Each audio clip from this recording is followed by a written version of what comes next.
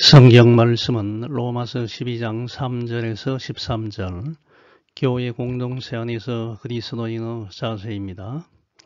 로마서 12장 3절, 내게 주신 은혜로 말미암아 너희 각 사람에게 말하노니 마땅히 생각할 그 이상의 생각을 품지 말고 오직 하나님께서 각 사람에게 나누어 주신 믿음의 분량대로 지혜롭게 생각하라.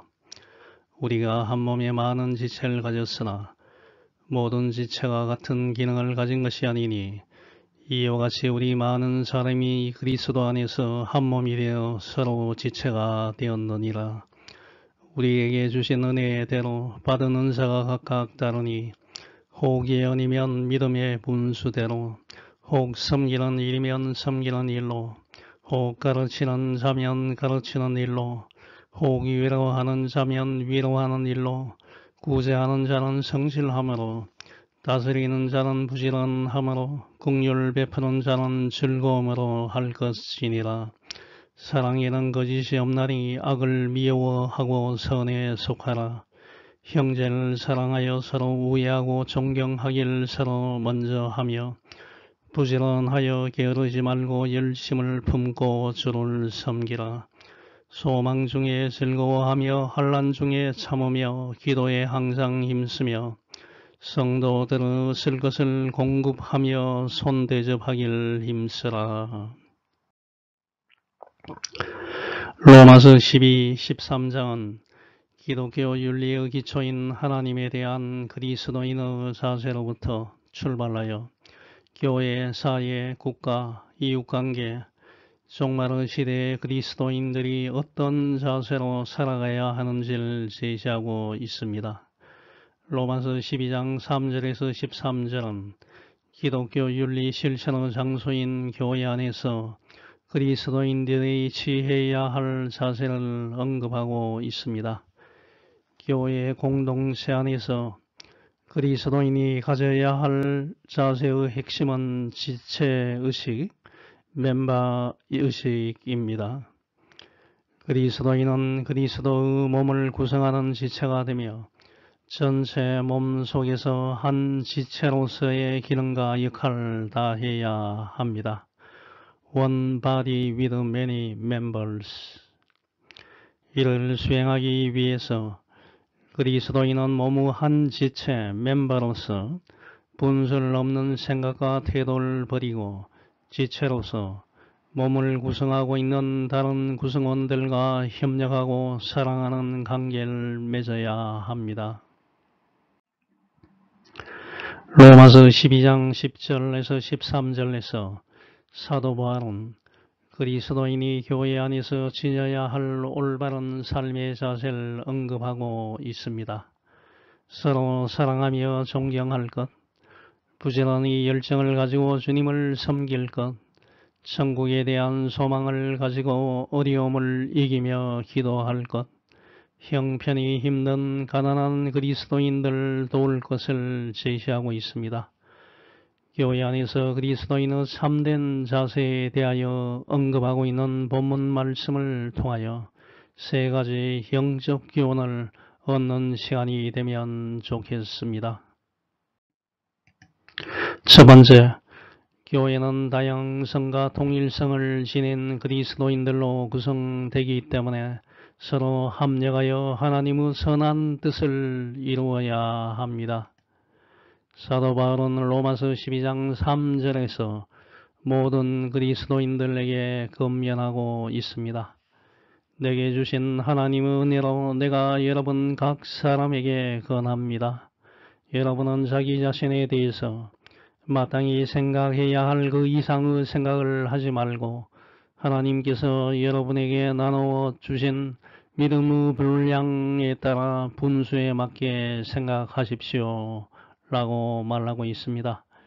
그리스도인들은 자신에 대해 절대 과대평가해서는 안 됩니다. 즉 교만해서는 안 됩니다. 내 자신에 대해서 바로 정확하게 알아야 합니다. 인생에 있어서 가장 위험한 것 중에 하나는 내 자신을 과대평가하는 것입니다. 자기 분수를 알지 못하고 행동하는 것은 매우 위험합니다. 만일 공무원이 뇌물을 받는다면 그는 자신이 공무원이라는 신분을 정확하게 파악하지 못하고 분수에 넘치는 행동을 한 것입니다. 만일 회사의 CEO가 회사 돈을 횡령하여 개인적으로 사용하는 것은 사적인 것과 공적인 것을 분별하지 못한 것입니다. 부모로서 자식으로서 해야 할 최소한의 것이 있는데 그것을 무시하고 제멋대로 행하는 것은 교만하기 때문입니다. 인류 조상 아담과 하와도 마찬가지였습니다. 하나님께서 먹지 말라고 하신 동산 조항에 있는 선악을 알게 하는 나무의 가위를 따먹지 말라고 말씀하셨는데 이 가위를 따먹으면 선악을 분별하는 능력을 가져서 하나님과 같이 될 것이라는 뱀의 유혹에 빠져서 교만하게 자신의 분수를 망각하고 그 가위를 따먹는 죄를 범하였습니다. 사람은 자신의 분수에 맞게 질서를 지키며 사는 것이 매우 중요합니다. 하나님은 각 사람에게 합당한 은사와 직분을 주셨습니다. 하나님이 나누어 주신 믿음의 분량, 즉 은사와 직분에 따라 지혜롭고 생각하고 행동해야 합니다. 에베소서 4장 7절 보면 하나님께서는 우리 각 사람에게 그리스도께서 나누어 주시는 선물의 분량을 따라서 은혜를 주셨습니다. 은사, 카리스마, 스피리추얼 기프트는 그저 받은 선물, 부여된 은총을 말합니다. 하나님은 모든 그리스도인들에게 동일하게 똑같은 은사와 임무를 주시는 것은 아닙니다. 각 사람이 각자의 임무를 수행할 수 있도록 각자에게 가장 적당한 은사를 주셨습니다. 은사와 직분을 주시는 것은 전적으로 하나님의 주권입니다. 어떤 사람이 열심히 일한다고 해서 더 많은 은사를 받을 수 있는 것은 아닙니다. 하나님께서 주시는 은사와 직분은 내 개인의 취향, 선호도, 기대치와는 전혀 관계가 없습니다. 절대자이신 하나님께서 모든 그리스도인들에게 적재적소에 합당하게 주시는 선물입니다. 로마서 12장 4절은 말하고 있습니다. 우리가 한 몸에 많은 지체를 가졌으나 이 지체들이 다 같은 기능을 가진 것은 아닙니다. 라고 말하고 있습니다. 몸의 각 지체들이 각각 다른 기능을 가지고 있듯이 교회의 구성원들 역시 각각 다른 역할을 맡고 있습니다. Just as each of us has one body with many members, and these members do not all have the same function이라고 말하고 있습니다. 즉 교회 내에서는 다양성, 다이버시티가 인정되어야 한다는 것입니다. 교회 안에는 권력을 가진 사람도 있고 평범한 시민들도 있습니다. 부자도 있고 가난한 사람도 있습니다. 가방끈이 긴 박사도 있고 학벌이 없는 사람들도 있습니다. 남자도 있고 여자도 있고 노인도 있고 아이도 있습니다. 각계각층의 다양한 사람들이 모여서 하나님을 섬기고 이웃에 봉사하는 것이 교회 공동체입니다. 또 교회 내에서 그리스도인들의 역할도 서로 다릅니다. 어떤 사람은 교사이고 찬양대원이고 안내자이고 청소하는 사람이고 어떤 이는 설교자로 섬깁니다. 우리가 한 몸에 많은 지체가 존재하여 자신의 역할을 하듯이 교회 내에도 다양한 사람들이 존재하며 섬기는 역할이 각각 다릅니다. 로마서 12장 5절 이와 같이 우리 많은 사람이 그리스도 안에서 한 몸이 되어 서로 지체가 되었습니다. So in Christ we who are many form one body and each member belongs to all the others 라고 말하고 있습니다. 이 성경 구절은 예수님 안에서 모든 사람들이 한 몸이 되는 통일성을 강조하고 있습니다. 우리 몸 안의 지체들이 서로 유기적으로 작용하여 한 몸을 건강하게 형성하고 있듯이 다양한 성격을 갖고서 서로 다른 역할을 하는 모든 그리스도인들이 예수 그리스도를 중심으로 하나의 교회 공동체를 형성하고 있습니다.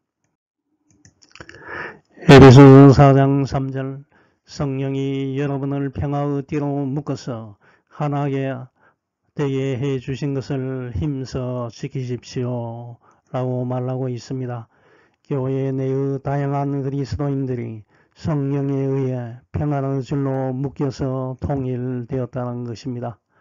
그렇기 때문에 교회는 다양성과 통일성을 최대한 인정해야 합니다. 교회를 구성하는 구성원들 각자의 개성, 기질, 성격, 달란트, 은사를 최대한 활용하는 공간이 되어야 합니다. 구성원 각자가 갖는 다양성을 인정하지만 그 다양성이 전체의 통일성을 파괴해서는 안 됩니다. 다양성은 통일성 안에서 최대한 보장되어야 하며 통일성은 다양성을 통하여 더욱 굳건해져야 합니다. 여러분은 교회 안에서 여러분은 각자가 갖고 있는 은사와 개성을 최대한 나타내면서 다른 사람의 은사와 개성을 인정하면서 서로 합력하여 하나님의 선한 뜻을 달성해 나가시기 바랍니다. 두 번째, 각 사람에게 주신 하나님의 은사는 어떻게 사용하는지가 중요합니다. 사람마다 성격이 다르고 개성이 다르기 때문에 하나님은 각 사람에게 다양한 은사를 주셨습니다. 로마서 12장 6절에서 8절은 말하고 있습니다. 우리에게 주신 은혜에 따라 우리가 받은 선물이 각각 다릅니다. 우리는 이것을 분수에 맞게 사용해야 합니다. 만일 그 선물이 예언이라면 믿음의 정도에 맞게 하고, 섬기는 일이면 봉사함으로, 교사는 잘 가르침으로 하십시오. 건면하는 사람은 격려의 말로, 남을 구제하는 사람은 후하게, 지도자는 열심으로, 자선을 베푸는 사람은 기쁨으로 하십시오 라고 말하고 있습니다. 하나님, 왜 저에게 작은 달란트를 주셨습니까? 저 친구는 공부도 잘하고 키도 크고 미남이고 돈도 많은데 저는 공부도 못하고 키도 작고 잘생기지도 않았고 왜 나의 집안은 빚만 잔뜩 지고 있습니까? 왜 저에게 공평하지 않으십니까? 라고 따지는 것은 하나님의 은사를 잘못 판단하고 있기 때문입니다. 하나님이 주시는 은사 중에서 어떤 것은 귀중하고 어떤 것은 덜 귀중하고 하는 것은 없습니다. 단지 그 은사의 기능과 역할이 다를 뿐입니다. 무엇보다 더 중요한 것은 하나님께서 저와 여러분에게 어떤 종류의 은사를 주셨는지가 아닙니다. 하나님께서 주신 은사를 어떻게 효과적으로 잘 사용하는지가 중요합니다. 로마서 12장 6절에서 8절에 나오는 하나님께서 주신 은사의 종류를 살펴보면 예언하는 일, 섬기는 일, 교사, 건면하는 일, 남을 구제하는 일, 지도자, 자선을 베푸는 일이 있습니다. 하지만 여기서 중요한 것은 예언하는 일을 할 때는 믿음의 정도에 맞게 해야 하고 섬기는 일은 봉사함으로 교사는 잘 가르침으로 건면하는 일은 격려의 말로 해야 하고 남을 구제하는 일은 후하게 성실하게 지도자는 열심으로 해야 하며 자선을 베푸는 일은 기쁨으로 해야 한다는 것입니다. 이러한 은사는 내 혼자서 할 수 있는 일이 절대 아닙니다. 섬김을 받아야 할 대상이 있어야 내가 섬길 수 있습니다. 힘들고 어렵게 사는 사람이 있어야 내가 건면할 수 있고 자선을 베풀 수 있습니다. 모두 잘 살고 아무런 문제가 없으면 섬길 필요도 없고 자선을 베풀 필요도 없습니다. 이와 같이 은사는 다른 사람들과 관계 속에서 빛을 나타낼 수 있습니다.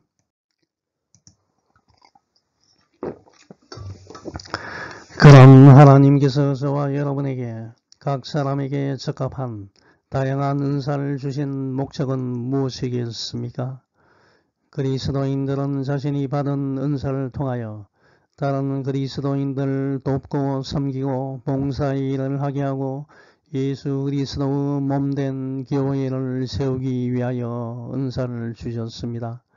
에베소서 4장 12, 13절 이렇게 여러가지 직분을 주신 것은 성도들을 온전하게 하여 봉사 일을 하게 하고 그리스도의 몸된 교회를 자라게 하기 위한 것입니다. 그렇게 되면 우리가 다 하나님의 아들을 믿고 아는 일에 하나가 되고 성숙한 사람이 되어 그리스도의 완전하신 충만에까지 이르게 될 것입니다. 라고 말하고 있습니다. 저와 여러분에게 주신 은사를 잘 활용하면 모든 사람이 예수님을 믿고 알게 되고 온전한 사람이 되어서 하나님의 선한 뜻을 이루게 됩니다. 즉 모든 것이 합력하여 선을 이루게 됩니다. 로마서 8장 28절 하나님을 사랑하는 사람들 곧 하나님의 뜻대로 부르심을 받은 사람들에게는 모든 일이 서로 협력해서 선을 이룬다는 것을 우리는 압니다. 라고 말하고 있습니다. 그러므로 은사는 내 자신을 위해서가 아닙니다. 남을 위해서, 교회를 위해서 사용해야 합니다. 세 번째, 그리스도인의 삶의 방식은 소망 중에 즐거워하며 환난 중에 참으며 기도에 항상 힘쓰는 것입니다. 로마서 12장 12절 말하고 있습니다. 소망 중에 즐거워하며 환난 중에 참으며 기도에 항상 힘쓰라. 그리스도인들은 이 땅에서 하늘의 소망을 가지고 사는 사람들입니다. 로마서 8장 22절에서 25절에서 모든 피조물이 이제까지 함께 신음하며 함께 해산의 교통을 겪고 있다는 것을 우리는 압니다. 그뿐만 아니라 첫 열매로서 성령을 받은 우리도 자녀로 삼아 주실 것을 곧 우리 몸을 속량하여 주실 것을 고대하면서 속으로 신음하고 있습니다. 우리는 이 소망으로 구원을 얻었습니다. 눈에 보이는 소망은 소망이 아닙니다. 보이는 것을 누가 바라겠습니까? 그러나 우리가 보이지 않는 것을 바라면 참으면서 기다려야 합니다. 라고 말하고 있습니다. 로마서 5장 1, 2절 그러므로 우리가 믿음으로 의롭다는 인정을 받아 우리 주 예수 그리스도를 통해 하나님과 화목하게 되었습니다. 그리고 우리는 그분을 통해 오늘날 우리가 누리고 있는 이런 은혜를 믿음으로 경험하게 되었습니다. 그래서 우리는 하나님의 영광에 참여할 희망, 소망 가운데 기뻐하고 있습니다. 라고 말하고 있습니다.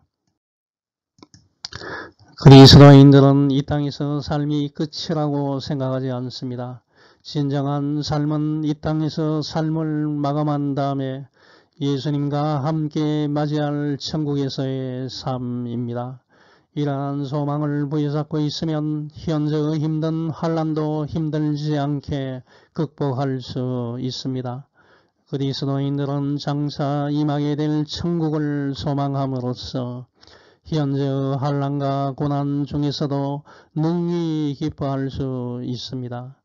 이 땅에 살고 있는 모든 사람들에게는 환난과 고난이 닥칩니다. 지금 병원에 가면 수많은 사람들이 아픔을 호소하고 있습니다. 공원이나 여기에 가면 노숙자들이 많이 있습니다.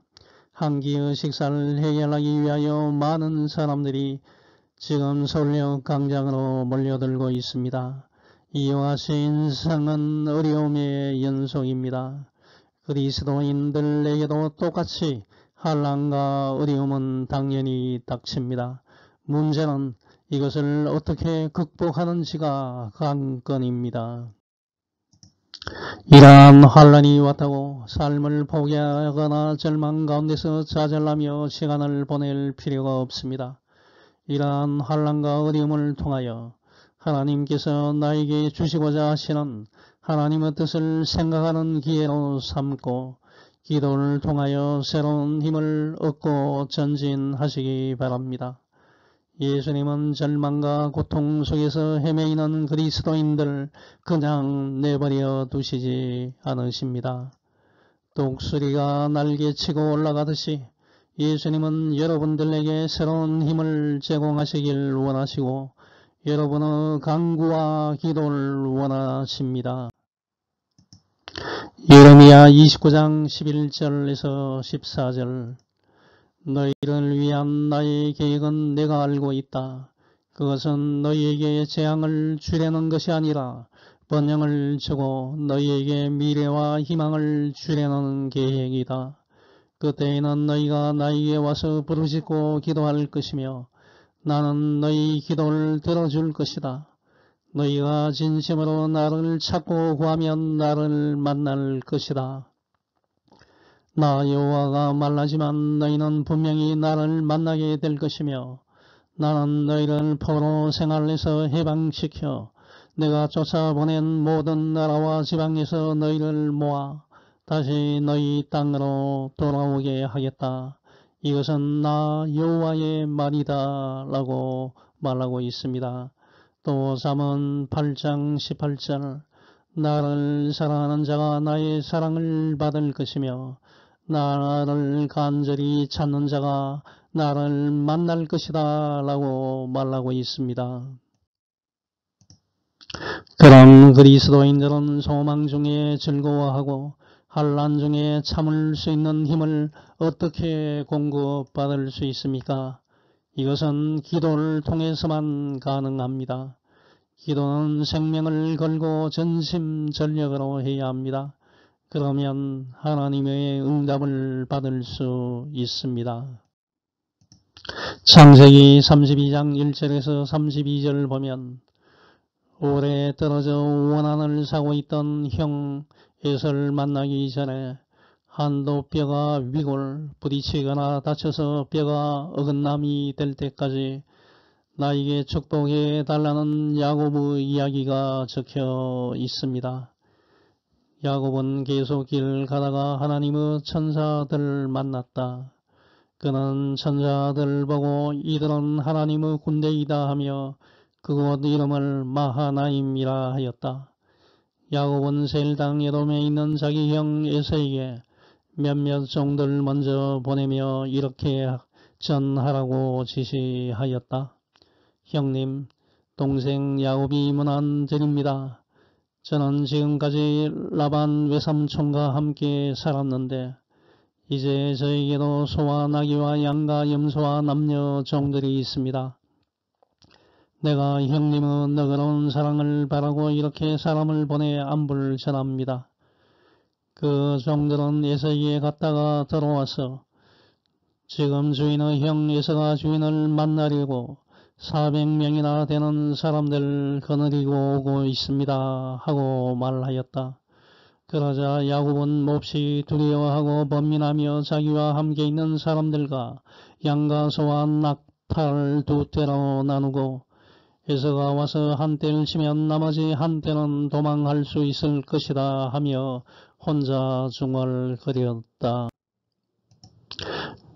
그러고서 야곱은 이렇게 기도하였다. 내 할아버지 아브라함의 하나님, 내 아버지 이삭의 하나님 여호와여, 주께서는 전에 나에게 내 고향 내 친척에게 돌아가거라. 내가 너희에게 은혜를 베풀겠다 하고 말씀하셨습니다. 나는 주께서 나에게 보여주신 모든 자비와 신실하심을 조금도 감당할 수 없습니다. 내가 지팡이 하나만 가지고 이 요단을 건넜는데 지금은 두 떼를 이루었습니다. 내가 주께 간절히 기도합니다. 나를 내 형 에서의 손에서 구해 주소서. 그가 와서 나와 내 처자들을 칠까 두렵습니다. 주께서는 내가 너희에게 은혜를 베풀어 내 후손을 셀 수 없는 바다의 모래처럼 많게 하겠다고 말씀하셨습니다. 야곱은 거기서 밤을 새고 자기 형 에사이에게 보낼 선물을 준비했는데 그것은 암염소 200마리, 숫염소 20마리, 암양 200마리, 숫양 20마리, 젖자는 낙타 30마리와 그 새끼들, 암소 40마리, 항소 10마리, 암낙이 20마리, 순낙이 10마리였다. 야곱은 그 짐승들 여러 때로 나누어 종들에게 맡기고 너희는 각 때마다 간격을 두어 짐승들 몰고 먼저 가거라 하고 제일 선두에 가는 자에게 이렇게 지시하였다. 내 형 에서가 너를 만나 내 주인은 누구며 너는 어디로 가느냐 내 앞에 있는 이 짐승들은 누구의 것이냐 하고 묻거든 너는 그에게 이것들은 당신의 종 야곱의 것인데 그의 주인 에서에게 보내는 선물입니다. 그리고 내 주인 야곱도 뒤에 오고 있습니다 하고 답하여라. 그는 또 두 번째와 세 번째 가는 자와 그리고 각 때를 따라가는 모든 자들에게도 같은 지시를 하였다. 너희도 에서를 만나거든 이와 똑같이 말하고 당신의 종 야곱이 우리 뒤에 있습니다 하고 말하라. 야곱이 이렇게 한 것은 먼저 선물을 보내 형의 감정을 누그러지게 한 다음에 그를 만나면 그가 자기를 용서할 것이라고 생각했기 때문이었다. 그래서 야곱은 선물을 먼저 보내고 그날 밤을 천막에서 보내게 되었다. 야곱은 밤에 일어나 두 아내와 두 여종과 그의 11 아들을 인도하여 야복 나루를 건너게 하였다. 그는 그들과 그의 모든 소유를 그 시내 건너편으로 보내고 자기만 홀로 남았는데 어떤 사람이 와서 날이 새도록 야곱과 씨름하다가 자기가 이길 수 없음을 알고 야곱의 엉덩이를 쳤다. 그래서 그와 씨름하는 중에 야곱은 엉덩이 뼈가 위골되었다. 그때 그 사람이 말하였다. 날이 새는데 나를 가게 하라. 당신이 나에게 축복하지 않으면 내가 당신을 놓아주지 않겠습니다. 내 이름이 무엇이냐? 야곱입니다. 내가 하나님과 겨루고 사람과 겨루어 이겼으므로 다시는 내 이름을 야곱이라 하지 않고 이스라엘이라 부를 것이다. 당신의 이름을 나에게 말해주십시오. 그러자 그 사람은 내가 어째서 내 이름을 묻느냐 하며 거기서 야곱에게 축복하였다. 그래서 야곱은 내가 하나님과 대면하고서도 죽지 않고 살아남았다 하며 그곳 이름을 브니엘이라 하였다. 그가 브니엘을 떠날 때 해가 돋았는데 그는 엉덩이 뼈가 위골되었기 때문에 절뚝거렸다. 그 사람이 야곱의 엉덩이 힘줄 쳤으므로 이스라엘 사람들은 오늘날까지도 엉덩이 뼈에 붙어있는 큰 힘줄은 먹지 않는다. 야곱과 같이 그리스도인들은 마음과 힘을 합하여 생명을 걸고 기도해야 합니다. 이제 결론을 맺습니다. 저와 여러분은 예수 그리스도의 십자가 죽음으로 말미암아 죄에서 사함을 받고 주님의 몸된 교회의 지체 멤버가 되었습니다. 하나님은 여러분 각 사람에게 믿음의 분량대로 다양한 은사를 주셨습니다. 이 은사를 내 자신의 교만과 높아짐의 도구로 사용하는 것이 아니라 하나님이 주신 사명과 교회를 세워나가는 목적을 위해 사용하시는 여러분이 되시길 축원합니다. 아멘. 하늘에 계신 하나님 아버지 감사합니다. 이제 더위가 거의 지나가고 9월 말로 접어들었습니다. 주여 우리에게 힘을 주시고 각자 주어진 일들을 잘 할 수 있게 주님 능력 주시옵소서. 다양성과 통일성을 지닌 교회 공동체 속에 우리가 속하여 서로 협력하면서 하나님의 선한 뜻을 이루게 해 주시옵소서. 하나님께서 저희들에게 주신 은사를 잘 사용할 수 있게 해 주옵소서. 소망 중에서 즐거워하며 환난 중에서 참으며 기도에 항상 힘쓰는 저와 여러분이 될 수 있게 주님 인도해 주시옵소서. 모든 말씀 예수님 이름으로 기도합니다. 아멘.